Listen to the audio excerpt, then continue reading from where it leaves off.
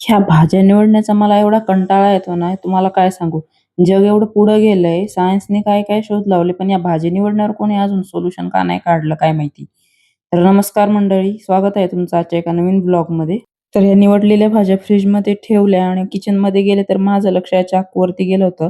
नवीन आणला होता यांनी. तर त्याची धार चेक करत होते, तर लगेच मागून यांचा आवाज आला, की नक्की काय विचार आहे?